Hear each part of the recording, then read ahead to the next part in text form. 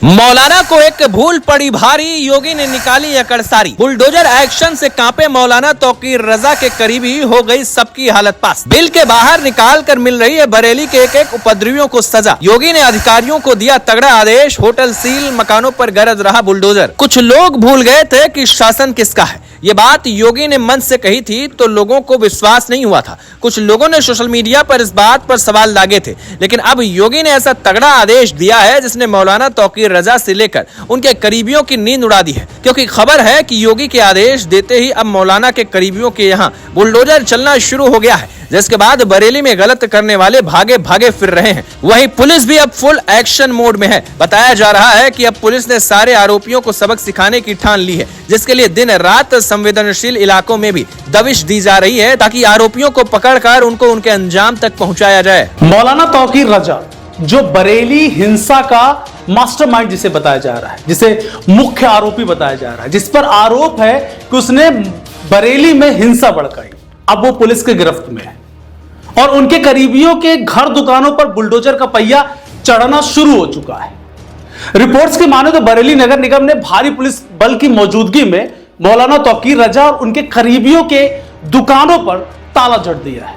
बताया जा रहा है मुख्य बाजार में 70 से ज्यादा अवैध दुकानें बनाई गई थी, जिनमें से 38 दुकानें सीधे तौकीर रजा के नाम पर थी। ये वही दुकानें हैं जिनमें से हर महीने लाखों की कमाई हो रही थी और जिन पर लंबे समय से वक्फ संपत्ति का कब्जा का आरोप भी लगाया जा रहा था। हाई कोर्ट्स में भी इन दुकानों को लेकर मुकदमा चल रहा था, लेकिन राजनीतिक रसूख के सहारे अब तक मामला दबा हुआ था। लेकिन अब योगी ने मौलाना तौकीर रजा को सबक सिखाने की तैयारी पूरी कर ली। खबर यह है कि बरेली बवाल को गंभीरता से लेते हुए एसएसपी अनुराग आर्य ने 3 सीओ और 14 इंस्पेक्टर की स्पेशल टीम यानी एसआईटी टीम गठित कर दी। इस टीम को साफ आदेश दिया गया है कि बवाल करने वालों को बिल से बाहर निकालकर एक एक की कुंडली खंगाली जाए। खबर लिखने के वक्त तक पुलिस अब तक 56 गिरफ्तारियां कर चुकी है, जिनमें तौकीर रजा और उनके खास आदमी नदीम खां भी शामिल है। यही नदीम जिस पर आरोप लगे हैं कि उसने फोन और व्हाट्सएप के जरिए 1600 लोगों की भीड़ जुटाई वहां पर बरेली में।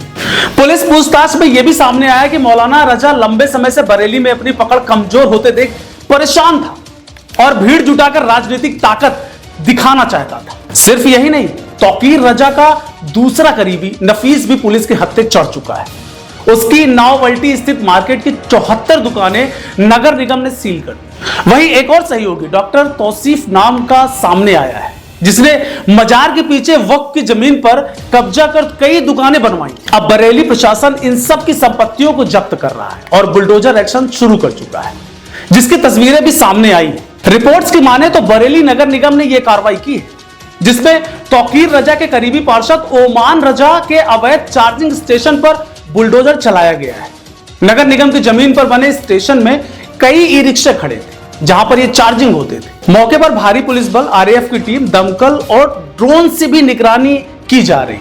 बता दें, योगी ने पहले ही दिन से बरेली बवाल पर सख्त तेवर दिखाए थे। योगी ने पहले ही कह दिया था कि मौलाना भूल गया था कि शासन किसका है। योगी के इस बयान से साफ कर दिया है कि प्रदेश में अब कानून से खिलवाड़ करने वालों को सीधे सीधे बुलडोजर का स्वाद चखाया जाएगा।